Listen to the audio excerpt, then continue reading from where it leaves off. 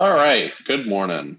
So this elective is Fairness as an Impact, T versus Planless Affirmatives. Um, just a sort of quick note, if you were a GDDI, this will be somewhat of a review. But, reinforcing some of these concepts is not necessarily something that is just redundant, but probably pretty helpful in your debating. Um, the goal of this discussion is to give you a frame of reference for situating fairness arguments as a terminal impact rather than an internal link, to give folks some tips and tricks to answer specific counterinterpretations, and describe how to optimize the strategy, organization, and execution of topicality arguments against planless affirmatives in your neg speeches. I do want to, say, explicitly that this is just one of many schools on topicality, and each has different kinds of effectiveness in front of different sets of judges. Different people prefer different ways of explaining topicality arguments. That being said, I'm introducing this particular version about sort of fairness as a primary impact because I do think that it's most effective and truest to the idea that you're making a topicality argument rather than a larger framework argument about the content or the style of a 1AC. We'll unpack what that means in a second, but let's start with the question of why is fairness terminal impact? So I think a lot of times when people are debating, they'll get stuck on this idea that fairness is simply an internal link rather than an impact, right? So they'll say something like fairness itself is not an impact, it maybe is sort of a good that gets us somewhere. Imagine this particular scenario, which I think is pretty illustrative of this. So, imagine a hypothetical where the 1AC reads a affirmative about stopping an impending asteroid collision and says it's going to cause extinction. The 1NC reads T, not a water resource, and is like, under limiting the topic would be unfair. Stopping an asteroid collision is not a protection of water resources. The 2AC critiques topicality. They've found a card that we have to put all other discussions on timeout because the impending asteroid collision must be discussed first, and then says the extinction caused by the asteroid outweighs the breach of fairness in one debate. The folks who are like fairness is just an internal link would think that that is a TKO for the affirmative, right? Surely, extinction through asteroids outweighs being unfair to one team in one debate, right? Or more believable example, another hypothetical, if the 1AC reads an affirmative about the historical challenges the debate community has had with, racist practices and pref sheets, the idea that there are a number of schools that, pref non-black judges, non-white judges a lot lower, and pref white judges a lot higher because they think the race of a judge determines their biases. The 1NC reads T, that's not the United States federal government, nor is it protecting water resources, and says under limiting the topic would be unfair. Those who think fairness is an internal link rather than an impact would probably vote AF, right? Surely racism within debate outweighs being unfair to one team in one debate. To begin sort of thinking about and responding to some of these examples and why fairness is still relevant as an impact, I kind of want to start with the question, what makes debate a unique activity? What makes debate a unique activity? I think there's a bunch of different responses, but a lot of times they don't sort of grapple with the idea of like why debate is something that is distinct from other activities. So, surely debate is not simply about education, right? You can learn things about the world by reading books. You can go to school, attend English or history classes. Even if it's something specific like learning about policies, surely that's also something you can do outside of debate, directly through activist organizing or starting an internship with a law firm, maybe your local, state representative. And there are a bunch of different kinds of activities like, mock trial, which probably more accurately simulate what a courtroom would look like, right? Surely it's not iterative testing, whatever that means. I think a lot of people like to use that phrase. You can learn how to sort of improve your writing, to craft and refine arguments by participating not in debate, but in other activities like essay contests. You can literally never attend a debate tournament, and through the process of writing and research, learn how to refine arguments about an area of study. So why do we do debate then? Right? Debate is unique because it's not just sort of a research activity or a pedagogical exercise, but it's the convergence of competition with research that makes it valuable and unique. So what makes policy debate unique from other formats of debate is that your ability to win is conditioned on the quality of research that you've compiled to further your argument, and then that your debates are decided on who did the better debating, right? Rather than having a judge vote on how you looked that day or how they already felt about an argument prior to the debate, or what they just sort of their gut check about what they liked about you as a speaker, right? Policy debate is distinct because it's the convergence of sort of competition and a research activity, and the assumption that the judge sort of comes from a place of neutrality between the affirmative and the negative sort of speaking. Okay, why does that matter? Well, it means that fairness is an intrinsically valuable part of the debate. It's an intrinsically valuable part of the debate. This is an area that I think debaters that are extending TUSFG tend not to explain very well, beyond just sort of the blip that fairness is an intrinsic good, period, no other warrants. I think one of the things that you sort of want to describe when you're describing fairness as a terminal impact is that fairness is not just a value that only the negative team wants, right? The condition for the negative winning, sort of the hypotheticals, is not fairness outweighs asteroids or fairness outweighs racism, given the two impacts. But both sides think that fairness is sort of intrinsic importance. Here's sort of an example for why this is true. Let's say that you are the team reading the asteroids aft, okay? And I'm negative.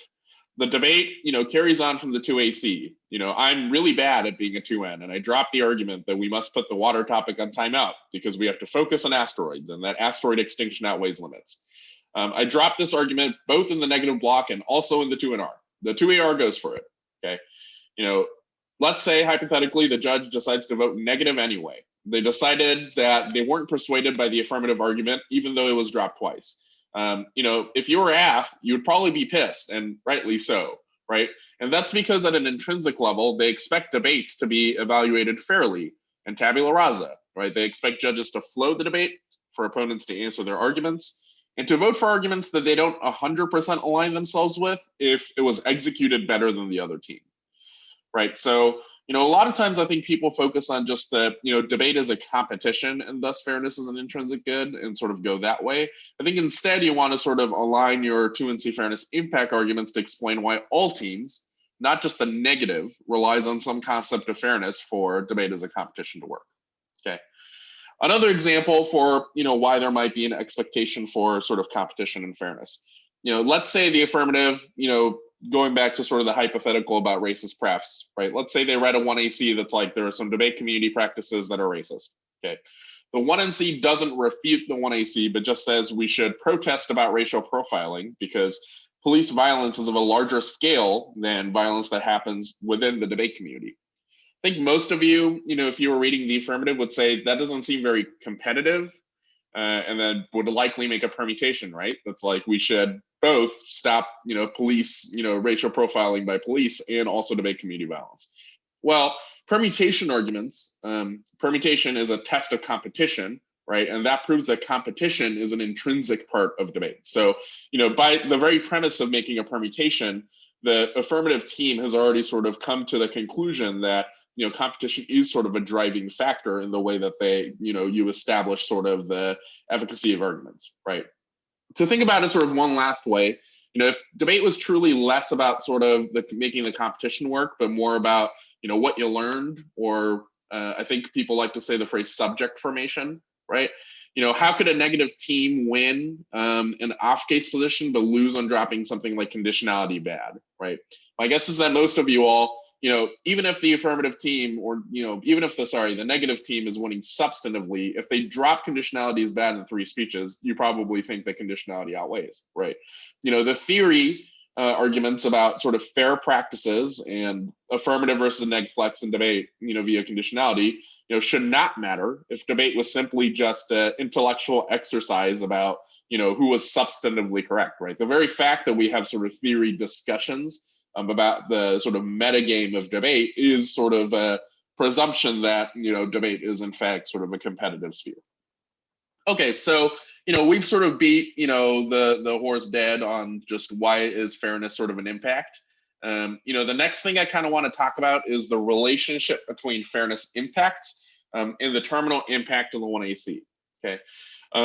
some ways that people might describe this, they might say that fairness is a prior question to some of the pedagogical benefits of debate, because having a limited topic is the only way to actualize some of those benefits, right? So if the topic was just wide open and there was no topic whatsoever, it would be very difficult for the negative to do any kind of research, right? And if debate is sort of a convergence of competition and research, the inability to do research means that the gains that you might get from the affirmative's pedagogical process would be lost, right? Because the negative could never sort of engage that process in the same way that the affirmative did. Sometimes, it's not sufficient to assume that, just like fairness turns education or accesses broader learning, right? Other times, the affirmative impact turn might be more about, self-expression and less about education.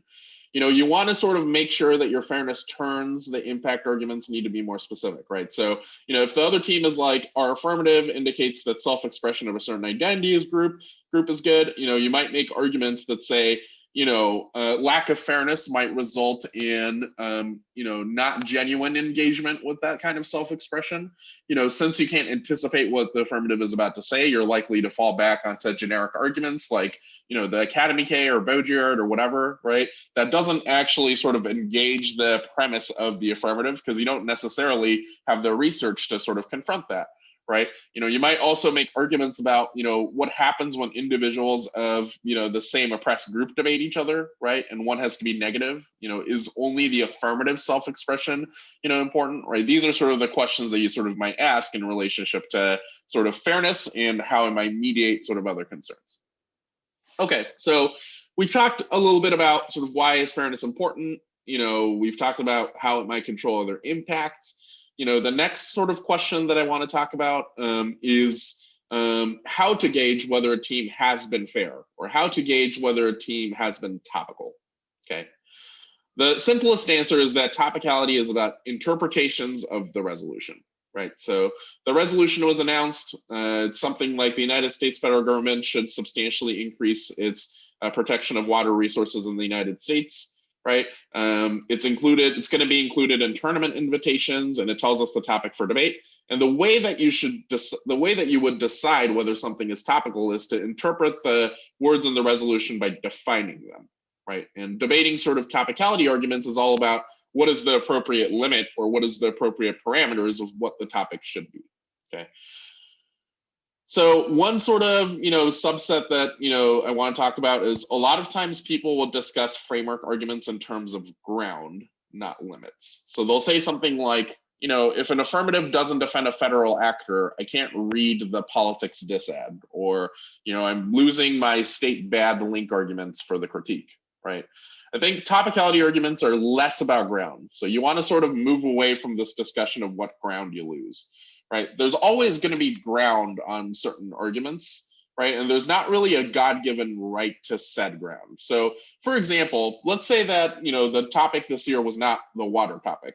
The topic this year was just Afropessimism is a valid theory at explaining the world, right? Let's say that that is the topic that was given for the entire year. It's not like that topic is undebatable, right? It's not like you can't ever be negative.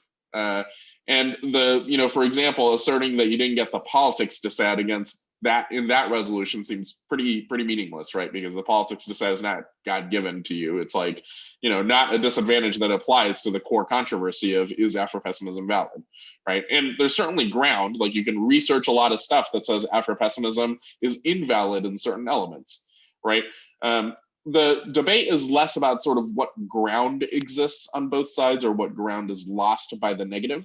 You should think about it more like limits, right? So what is the limit of the topic? If we're talking about sort of the topic of is Afropessimism a valid theory, and the affirmative comes up and says deep ecology is actually a valid theory, right? It's like, that's not within the parameters of the discussion of is Afropessimism valid, right? And the sort of discussion is not, did we lose the politics disad? It's simply a discussion of limits that, maybe the sort of affirmative interpretation sort of under limits the initial sort of topic that was being discussed, okay? The next sort of thing that I kind of want to talk about is two different templates for, how you go for topicality arguments, okay? The first template that I kind of want to discuss is how do you deal with a counter interpretation? How do you deal with a counter interpretation? A lot of times when affirmatives are, planless, they'll have sort of, different kinds of counter interpretations. You might have heard some say things like the United States federal government is not the federal government in DC, but might be we the people, or maybe is the assemblage that makes up the institution of the USFG. You might have heard other counter interpretations that simply say that debaters of a certain identity group need not, be sort of topically constrained. So, for example, I'm Asian, I might make a counter interpretation that Asian debaters need not be topical, right? Finally, there might be a set of arguments that, basically sort of describe the limits themselves are bad. So they might be like the counter interpretation simply is, anything related to the topic or any discussion of the topic is sufficient, and we don't need to sort of meet the different words of the resolution. Given these sort of different kinds of counter interpretations, there's sort of a, basically a two-pronged process that I'd like you to apply to every sort of topicality counter interpretation that an affirmative team might make when you're neg. Okay. The first is that, whenever you're describing your counter, whenever you're sort of responding to a counter interpretation, you need to have arguments that are tailored to that particular counter interpretation. Okay. So that's the first thing. It needs to be tailored to the counter interpretation. A lot of times people's sort of responses are a little bit too generic, and they are not that realistic. So they might say something like, critical affirmatives are bad because unlimiting the topic would lead to a bunch of undebatable debate topics, right? So, what if the 1AC just says racism is bad? Or what if the 1AC says a truism like 2 + 2 = 4, right? That is undebatable. That's not usually that helpful because a lot of times the counter interpretations that are being provided don't allow for those affirmatives to exist anyway. So if the counter interpretation that the affirmative provided was that the United States federal government is actually we the people, it's like the we the people affirmative would likely exclude the general statement that racism is bad or the general statement that 2 + 2 = 4, right? Neither of those defend the USFG as we the people doing anything, right? So, you want to sort of make sure that your examples and case lists are tailored to the counter interpretation that's being debated, right? The second sort of prong, and we'll talk about sort of how to do that to specific counter interpretations in just a second. But the second prong is to give sort of not only examples about critical affirmatives that might be unfair and unlimited, but also policy affirmatives. So I think a lot of times people will just be like, here are some ideas that K-teams have had, and then create a list of things that K-teams do that's bad. You should also think about sort of the logical conclusion of what would happen if somebody wrote a policy strategy based off of a certain counter interpretation. I'm going to give you sort of two examples to sort of illustrate that two-prong test. Okay, so let's say that I'm debating an affirmative that claims that the United States federal government is we the people, right? The set of arguments that I should make should be more limited to the counter interpretation that's being described. I might say something like, the counter interpretation of the USFG as we the people is unfair because it would violate the agent of action, right? Not only is the federal government a possible actor, but 300 million people in the United States are possible actors. Different grassroots organizations in the United States, for example, the Sioux Water Protectors, or there's other sort of non-governmental organizations that are related to water, are all new actors that could be used as an agent of action. That might be unlimited. That might result in an infinite case neg research burden. That would be pretty bad, right? Think about sort of what that topic would do. Imagine that was the case at camp, right? So at DDI in your respective labs, right, the AT lab produced an affirmative about Sioux Water Protectors. The GG lab created a affirmative about more conservative NGOs managing water. The FJ lab wrote an affirmative about how Black Lives Matter should protect water, right? It's like that would be a rough set of case negs to write, because there would no longer we would no longer have any generic groups that made any sense, right? Like the state's counterplan doesn't apply to any of those things, and B, it would be rough to sort of create a case neg to something so different, right? Like you couldn't, for example, just find states counterplan cards for each of the affirmatives, right? You could have to find entirely new literature basis to respond to each one of those things. Okay.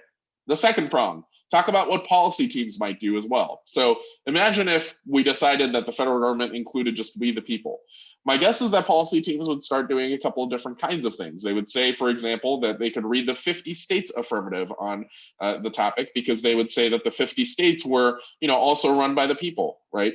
That might result in a, bunch of issues for negative teams that like to go for, the state's counterplan and disadvantages, and it would allow for a bunch of different advantages. The federalism DA is now an advantage, right? So, it might lead to a bunch of sort of conclusions that policy teams might make that could sort of break the sort of limits on the activity, right?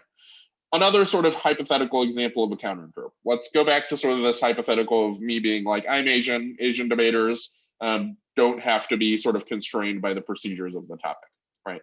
Similar two-pronged test. So, I might be like, if that's the, counter interpretation, it means that affirmatives can just say, if you're Asian, you get to do whatever you want. So Asian debaters can debate the asteroids topic. They can debate the arms sales topic. They can debate the criminal justice topic, the immigration topic, right? They can debate any topic that they want.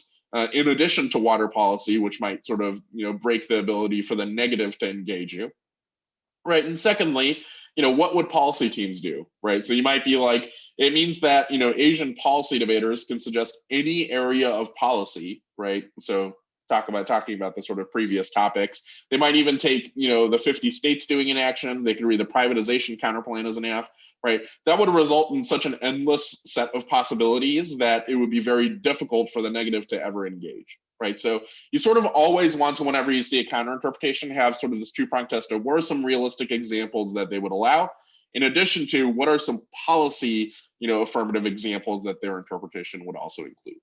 Okay, so that's sort of the general test that you kind of want to apply there.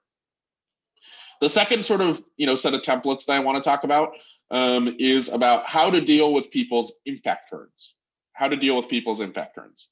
So whenever you're debating, a T argument versus planless affirmatives, generally speaking, on the AF, they'll make sort of impact turns to, the conception of topicality. And what I'd sort of like you to do is, until you sort of become comfortable with this process, I would like you to sort of have sort of a note, sticky note, or maybe a Word document that sort of includes this template, so that you can sort of basically sort of filter every impact turn through this template. And there's three parts of this. Okay, part one is no link. No link. You can sort of make arguments that say that the sort of impact turn that's being described doesn't really have a link to topicality within a competitive debate round. A lot of times, I think people's impact turns on topicality on the affirmative tend to be sort of larger analogies about, maybe the relationship between topicality and other things. So, for example, let's say that, I was reading a settler colonialism affirmative about the water topic. Okay. And my, argument against topicality was that topicality has a similar relationship to boarding schools, in that it forces indigenous thought to be confined within, settler means, and it's a form of discursive genocide that must be rejected. Okay. You can make sort of a no link argument there by asserting that, topicality and boarding schools don't have sort of a, easy analogy, right? So, when you do so, you want to sort of indicate the differences between those two things. So I might say something like, no link. Topicality is not analogous to boarding schools. Debate is a voluntary activity. Boarding schools were not voluntary. Boarding schools also had sort of physical terror from teachers. That's not the case with topicality, which is simply a procedure to establish sort of ground rules for a game that you don't necessarily have to participate in, right? There's sort of big differences between discursive genocide and just generally having a set of rules in the activity, right? So, you might be making a set of no link arguments that sort of separate sort of the analogy that exists there. Right. Or, the common refrain that's like topicality is policing. It's like there's clear differences between sort of the idea of, having sort of some ground rules for a competition and policing. Right. If you're policed, it's not a voluntary thing. You can't just walk away from being arrested. Topicality, more voluntary. The debate activity does not force you to, be in it. right? You know, policing has some instantiations of physical and psychological terror, like, you know, being placed in solitary, for example, which is not the case with topicality, right? For topicality, the stakes are much lower. You just lose a single debate. It's not like you're going to be placed in solitary confinement or, you know, excommunicated from debate as an activity, right? So generating sort of a list of what is the difference between topicality and the thing that they're criticizing you of is a pretty important thing, okay? The second prong is, does the ballot or the counter interpretation remedy the thing that's being described? So does the ballot or counter interpretation remedy the thing that's being described? A lot of times people have sort of impact turns that are simply based in debate community violence. And of course, you know, that violence is terrible. But a lot of times, you know, the thing that's sort of not connected is, you know, is topicality the thing that causes it, or does the counter interpretation that expands the set of topic arguments, you know, fix it? Let me show you what I mean. So let's say an affirmative team makes the argument that, you know, the debate community has sort of a history of ostracizing Black participants. You know, there's microaggressive tactics, you know, people, you know, there's sort of physical and psychological terror that Black students have to sort of be a part of, especially when they interact with aggressive white coaches, right? So, you know, maybe there's a set of arguments being made that's like, there's a set of injustices within the debate community that needs to be rectified. Well, you know, the question that you can ask with sort of the second prong is, does a ballot in this debate remedy that or rectify what's there? So, you know, does, for example, right, a win for, you know, a team reading, you know, a critical affirmative fix the, you know, multiple facets of debate community violence that exceed the single debate? Probably not, right? So you can make a set of arguments that sort of the ballot does not remedy or correct for the thing that's being discussed. You might also, you know, not just the ballot itself, but you might also think about what it is about the larger counter interpretation that fixes or doesn't fix that problem. So if the affirmative says something like, you know, the debate community has had some, you know, has some sort of like racist, you know, relationships with people, right? You know, you might be able to make the argument that simply allowing, you know, for example, affirmatives about larger concerns than the topic doesn't really fix those race relations, right? It might include some more things in the, whenever people are debating on the AF, but that doesn't fix, for example, interpersonal relationships or structural relationships that exist beyond sort of the, you know, activity of debate that inform some of the community's practices. Right. So you can make the argument that sort of the ballot or the counter interpretation doesn't remedy the sort of impact that's being described. Okay. The last prong or the third prong is that you can make the argument that sort of the impact turn is a double turn with the counter interpretation. The impact turn is a double turn with the counter interpretation. I have two examples here. The first is, let's say that, you know, I read the counter interpretation that Asian debaters need not be held by procedural constraints. Okay. But I also made a set of arguments, for example, that, you know, there are some constraints on Asian debaters. For example, you know, there's like speech times, you know, you're still constrained by, for example, the topic, et cetera. It's like those two things are sort of in direct clash with each other, right? It is the counter interpretation that says we should never procedurally constrain, and then the affirmative, you know, defensive arguments that say they actually do have some constraints that make debate predictable for people. There is sort of a double turn there, right? Or another set of double turns. Let's say, you know, somebody read counter interpretation USFG is we the people. And then I read an impact turn that said Asian debaters should never be constrained by procedure. Well, it's like the counter interpretation there definitely constrains Asian people and Asian expression, because it says Asian folks can only make arguments that the USFG is we the people. They can't read atopical affirmatives that don't talk about the USFG. So there is some level of exclusion that the affirmative has instantiated, right? So you can make sort of a set of arguments that they've sort of double turned themselves. Another sort of totally distinct example.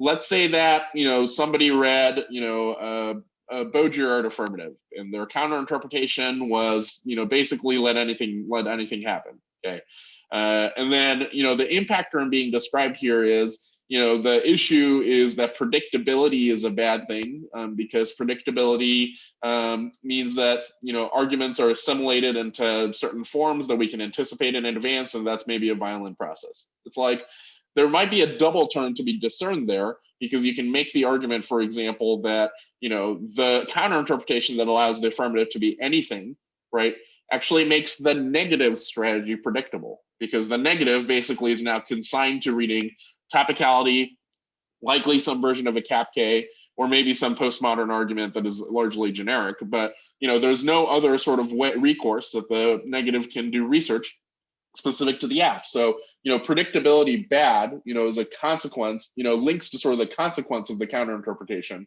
which is to make sort of negative debating a lot more predictable, right?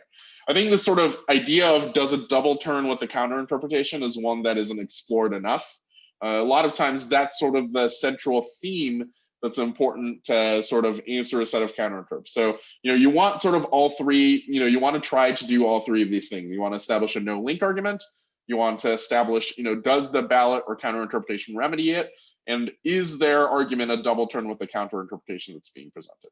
Okay, so that's sort of an important template for every impact turn that you come to terms with.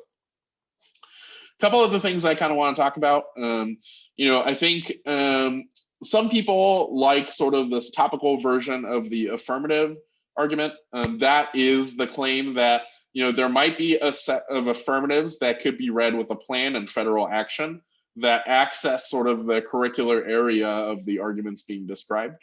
Okay. So for example, let's say the affirmative is the settler colonialism affirmative, right? The negative might make a topical version of the affirmative, saying that, they could read, for example, KM's, end mining affirmative that affects indigenous issues, or they could read the GDDI affirmative about tribal water quality standards, right? Those might be different topical versions of the YAF against settler colonialism. Okay, some things to think about when thinking about sort of topical version of the affirmative arguments. I think topical version of the affirmative arguments are just a single set of defensive arguments. They don't necessarily need to be in every version of every speech. In fact, I think a lot of times they're kind of overrated. That being said, having one would be useful to sort of establish a defensive argument that the topic does not necessarily exclude, for example, in the settler colonialism discussions of settlement and sort of a relationship to colonialism, right? The topical version of the AF should not be thought of as a counterplan and a disadvantage, right? So it's not so much that you're saying the USFG doing water quality standards solves settler colonialism better. Like, that's not the question that is being asked here. The question is simply that, there is something within the topic that could address different aspects of settler colonialism, right? The fact that there might be disadvantages to that affirmative actually is a good thing. It means that the negative can engage, which is kind of the whole premise of topicality, right? The affirmative should not get to write a perfect affirmative that is unresearchable, that doesn't have any negative ground. The very fact that they've levied some of these negative objections are examples that, prove that there is sort of a debatable version of the affirmative that exists. Okay. There are some other different kinds of defensive arguments that exist. One is switch side debate. I think this will be a pretty common one. If the affirmative reads a critique of water as resource, it seems pretty easy to describe that, perhaps that resource K should be read on the negative, right? The affirmative has to protect water resources. The negative should be able to critique the protection of resources, right? And you can make the argument that, the topics basically sort of include all the curriculum that's like the critique of the resource, because, you can sort of read that 50% of the time when you're neg, right? On the AF, you should have to sort of defend resources, and that's sort of a good division of ground, right? There's also sort of defensive arguments like the one I talked about above. So does the impact turn actually link to topicality? Does the ballot remedy it? Those are also different kinds of defensive arguments. The reason why I sort of put out these defensive arguments is that in general, when you're going for a topicality argument, and especially in the 2NR when you're sort of short on time, you don't need every single defensive argument. So like the 2NR should not be like extending both topical version of the AF and switch side and ballot remedies and all of the other defensive arguments. You simply need sort of a fairness impact and one good defensive argument for, an impact turn, right? So, if the impact turn they've described is that critique, you should not have debates over resource, right? You might have sort of a fairness impact and then be like, well, reading on the negative means that we get all the education from that, and debating against sort of teams that, talk about resources, something that is valuable, right? So it's like, in that case, I've made a fairness argument and a switch side argument, but I did not also extend a TVA and some other things, right? It's like I've made some choices in the 2NR to make sure that I have time to get to the rest of the debate. Okay. Final set of things that I kind of want to talk about before I answer some questions is I kind of want to talk about organization.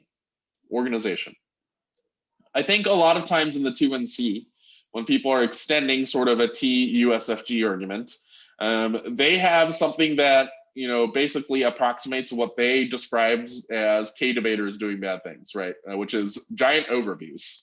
So a lot of times people have giant overviews describing a fairness impact. We'll have like a 6-minute rant about why fairness is important, and then they won't get to the line by line, or they'll just stream of consciousness rant about why debate is a competition and fairness is good. That's not really the goal here.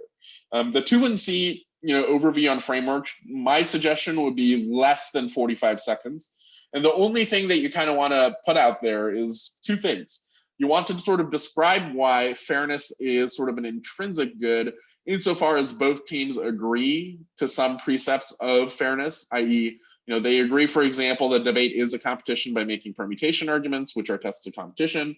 They agree, for example, that the judge should flow and make arguments, and judge arguments based off of the execution by individual debaters, not by their personal preconceptions. Right? These are all sort of examples of why sort of both teams subscribe to sort of a model of fairness. And then the second thing I would include is just, the interaction between fairness and their terminal impact. So you might have arguments that are like, fairness turns their argument, perhaps, the pedagogical benefits of the 1AC can never be actualized on an unlimited topic because we would never be able to research it in depth.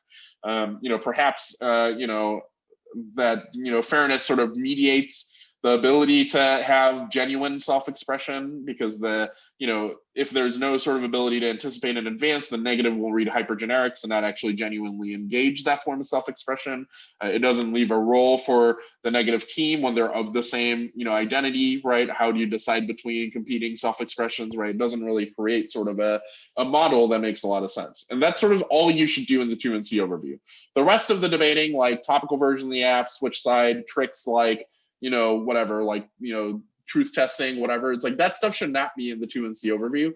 It should be next to certain arguments. So for example, if you're making the set of claims that I don't know, your topical version of the affirmative, right? You might put that next to one of the impact turns that they're isolating. So if they're like, you create a version of debate where we don't talk about issues like settler colonialism, and those are inaccessible to debaters, right? You might have a topical version of the AF right there that's like, actually it's not, topical version of the AF, the federal government can talk about tribal water quality standards, which does affect indigenous issues and issues of settlement and sovereignty, right? So, you can sort of, put some of the arguments that you might otherwise put in an overview on the line by line, and that's kind of the goal that you want.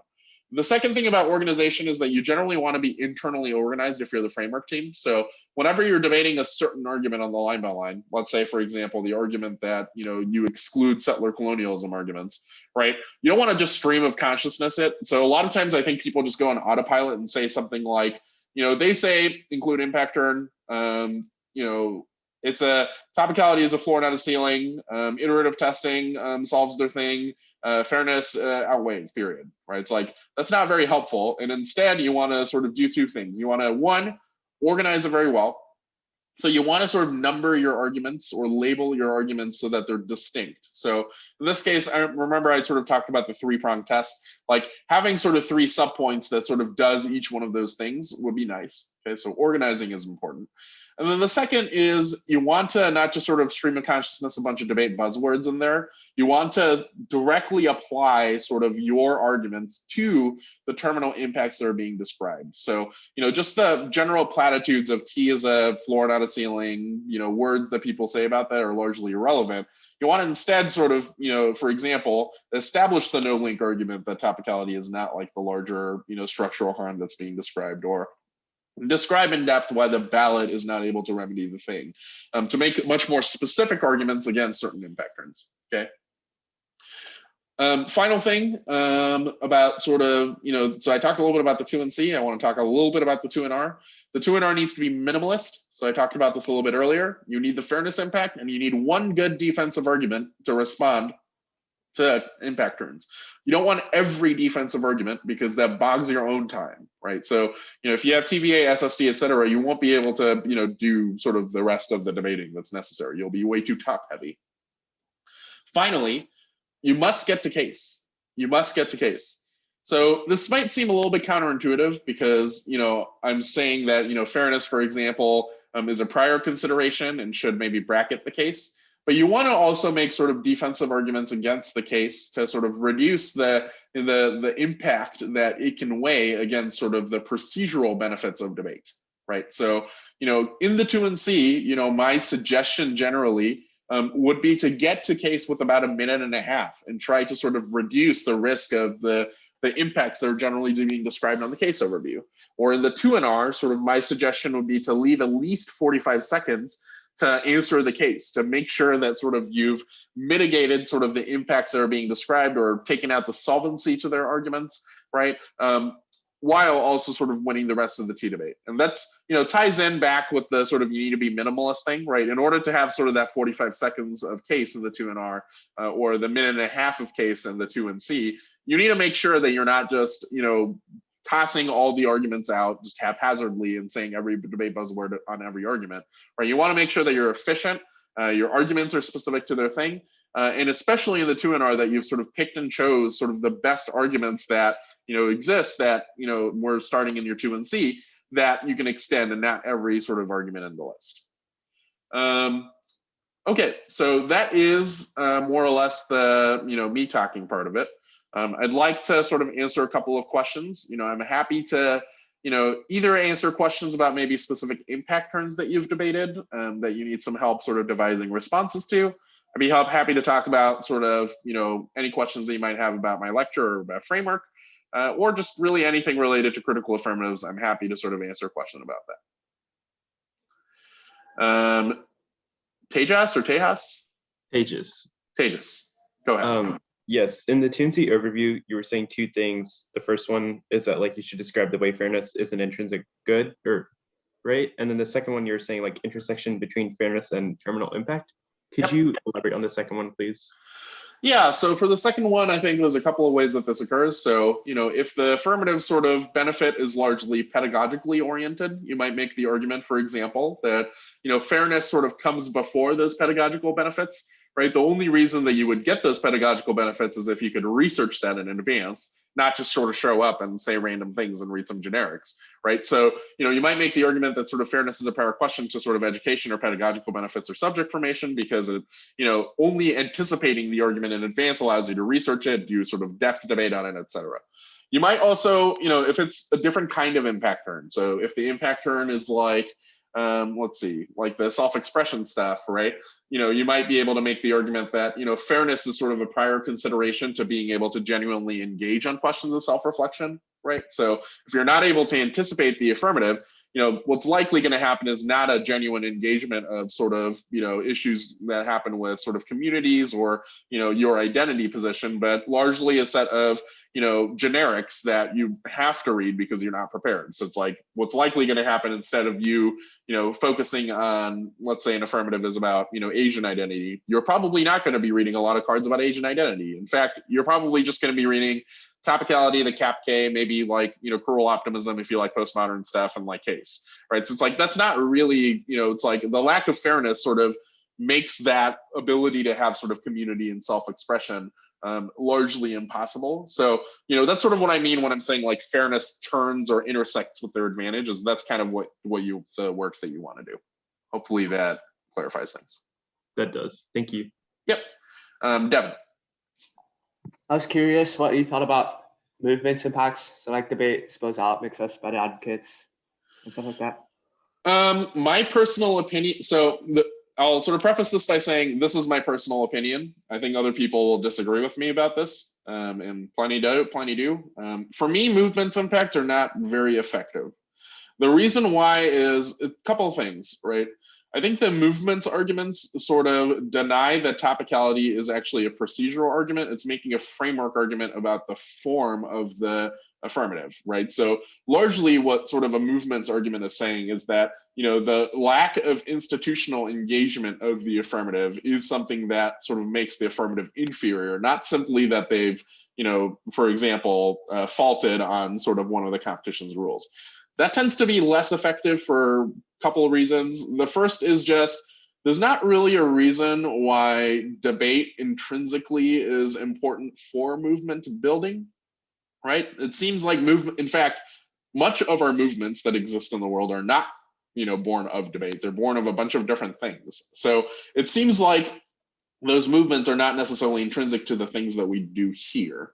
I think there's a set of arguments that people can make that combine sort of a permutation idea that we can have both state-based and non-state-based education, and that the exclusion of non-state-based education is bad, right? So people might just my guess is that the 1AC is an 8-minute criticism of just state-centered debates over water. So it kind of puts you 9 minutes behind, or 8 minutes behind. Sorry, I keep mixing high school and college times. It puts you 8 minutes behind in terms of just the impact turn portion of the debate.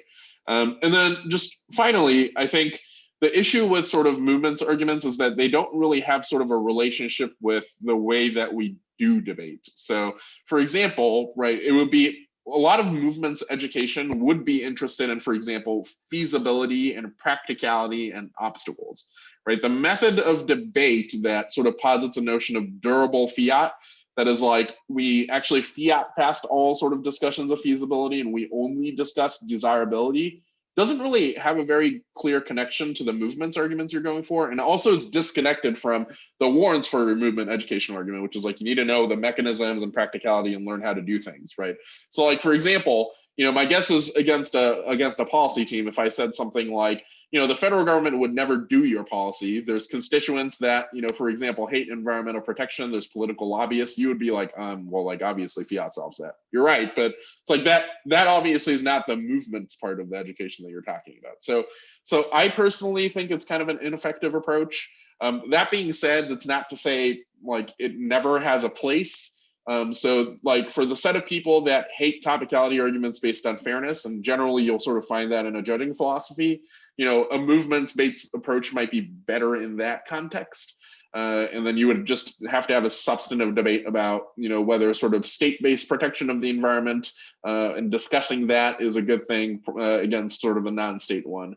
But like, I don't know. I'm personally, if you have me in the back of the room, prob's not movement education. That's probably not doing it for you. Hopefully that helps a little bit. That helps. Thank you. Yep. Ben said, can I repeat the second part versus impact turns? Yeah. So the 3-prong test: first, no link.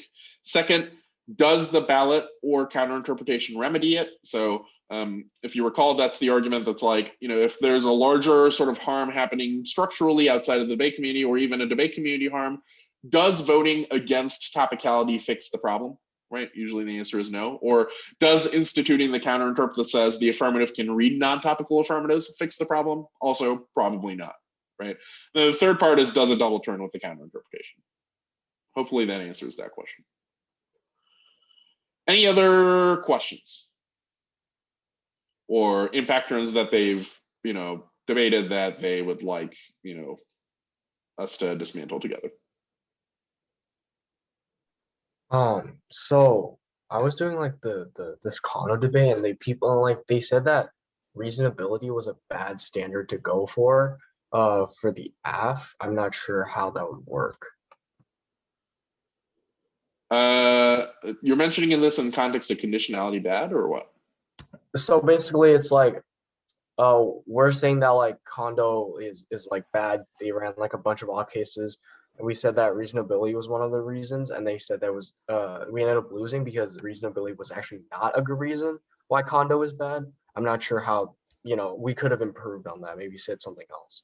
Okay, well, I think that's a little bit distinct from framework and TUSFG arguments, but the reason why conditionality bad and reasonability don't go together is because reasonability is generally an argument that is a defensive argument against T and theory arguments, right? It says that If we didn't make the debate impossible, then you should discount theory arguments because it should be more about substance. So having simultaneously the argument that's like conditionality is bad and the theoretical reasons why, you know, you've sort of broken the game come first and you should lose for it, and the reasonability argument that says theory arguments should take a back burner unless you made the debate impossible, right? Don't coexist together. So like, for example, if you read, you know, two conditional positions and I've won, you know, you also make the reasonability argument, I might be like, it is reasonable to be able to answer those two conditional positions. You just need to write some effective blocks, right? So you've sort of taken out your own arg. Does that kind of clarify things? So like condo and reasonability just don't fit together. Reasonability, so the easiest way to think about it is reasonability is a defensive argument that says that theory or topicality arguments need not be, you know, prioritized functionally, right? So you're making, so like, don't think of reasonability as it's an F argument. Think about reasonability as it's a good defensive argument against theory claims, right? And that's why, for example, on the F, when you're debating topicality, you'll make a reasonability argument, but it's like making that reasonability argument on conditionality takes out sort of your own argument. Okay. Yeah. Okay. Devin. Or I don't know if that's from previous, but. I have another question for for TUSFG. Apart from cards for the interp, where do you think we should read cards, or should we just not read any cards? That's another place of, you know, disagreement, I think. I personally think that it actually hurts to read additional cards that are not just definition cards. The reason why it would hurt is because a couple of things. Usually the cards that you're reading are not, so either comes from three places, right? It either comes from debate coaches who are very traditional, and it's like, that's very easy to criticize, right? So, you know, if a piece of evidence comes from a coach who's like, you know, from a debate coach, it's easy to be like, well, your debate coach evidence is not very good, it's obviously very partial, and, you know, we have criticisms of the idea that debate should simply be about these things, right? The second place where it comes from is just like not related to debate at all. So think about, for example, there's like a set of cards, like the posture cards that people like to read that are about carrying with the negative. So when they are talking about the negative there, they don't mean the negative team. They're talking about a Hegelian concept of negativity. So it's like largely irrelevant. So, you know, the card that's being read has nothing to do with topicality to begin with. And then finally, you know, the sort of last place is there might be a set of cards that are talking about like communication studies generally, and they'll be like, you know, here are some things that make for ideal communication. The problem with those sets of cards is that it's very easy for the affirmative to make a bunch of straw person arguments that respond to random words that are in the cards. So let me give you two examples. You know, coaching for North Broward, we had a debate against Greenhill about 3 or 4 years ago. They read this posture card that was about tearing with the negative. And instead of, you know, us just impact earning sort of fairness, we decided to critique the language in that card. So we were like, the notion of a Hegelian negative is a colonialist one, and, you know, shuts out, you know, assumes sort of authentic experience comes from rationality, and, you know, explicitly was used to suggest that African countries, you know, and its inhabitants were not rational. And so it was just like, now the debate is no longer about topicality, but like we have a very good critique of the card that's being read. Or another example, you know, if your cards are talking about like argument refinement, right? You know, and then it's like, you know, these, you know, the set of arguments that, you know, are not anticipated, don't have rigor and are not sophisticated, right? It's like, I can write a critique, right, of just the idea that, for example, you know, AFs that focus on identity not being rigorous enough or not being sophisticated or not being refined being a bad thing, right? It's like that creates a bunch of sort of rabbit holes where, you know, the critique, then the AF can sort of critique a bunch of the linguistic tropes in your evidence or the general ideas that are in your evidence, rather than actually having a critique of the sort of, you know, debate community practices of fairness and whatnot. So generally, I prefer not having any of this evidence and just having evidence, or sorry, just having sort of evidence for the definitions, and then making sort of your fairness wall, et cetera, analytic. That being said, there are some folks who like cards. I would say the reason why people like cards is they like that people, that sort of judges at the end of the debate are reading neg evidence. You know, I know, for example, like DML is an example of a person who I think would prefer to see like high quality evidence about topicality. That being said, I've never been sort of like, for me, it's kind of a no, and I think it's more of a hazard than anything else. That makes sense. Thank you. Yep. Tejas. Yeah, but I don't have much experience in framework, but I recall my coach saying that like if you were to read fairness as an impact against like KF debate avs, that's like messed up or something like that, because like arguing for fairness when they're saying that like either the judges may be biased or something like that. I guess could you kind of explain that like scenario or that thing? I don't really know much about that area, and I heard that from my coach, and I'm just like confused on that. I think one thing there might just be, there is going to be a bunch of disagreement between coaches, and I do think that, perhaps, said coach might not be super amenable to hearing topicality arguments, right? Just in general against affirmatives that talk about the debate community. That being said, I'd say the sort of position that I would have would be that a lot of the times people who are sort of talking about the debate community's violence, oftentimes are not that connected to topicality as a mechanism, right? So for example, right, let's say the affirmative is like, there's a bunch of things that are exclusionary and messed up in the debate community with regards to gender. For example, men talking over women during cross-examination, being aggressive, discounting, women's voices, right? Let's say that that's the set of arguments being made. The argument that's like, topicality is key to fairness, it's like, whether or not somebody read an affirmative about the federal government, protecting water resources or not, is not the thing that fixes or remedies that debate community violence, right? So you might sort of make arguments that's like, there's not really a linkage between those two things, and the ballot is unable to remedy the thing that's being described. But my guess is that even the team that believes that, for example, certain people are mistreated in the activity also believe in some precept of fairness, right? So, they would likely balk if the 1 and C was 12 minutes long. They would likely balk if the judge was like, I don't know, like this argument was conceded, but I just didn't like it very much, so I voted negative, right? So to some extent, the fairness that sort of undergirds the procedure of the competition, they would still like to preserve that as well. So there's sort of a distinction between the substantive kinds of fairness that are being discussed and the procedural versions of fairness. Hopefully that helps a little bit. That being said, there are disagreements too. So like, some folks just don't like fairness as an impact argument, and that's fine. That's something that I think you just have to adapt to. I mentioned a little earlier to Devin, just like, what about movements education? It's like different kinds of T arguments are effective for different kinds of judges, which is a little bit not satisfying, obviously, but the adaptation is sort of an inevitable part of debate. So that makes sense. Thank you. Yep. Any other questions?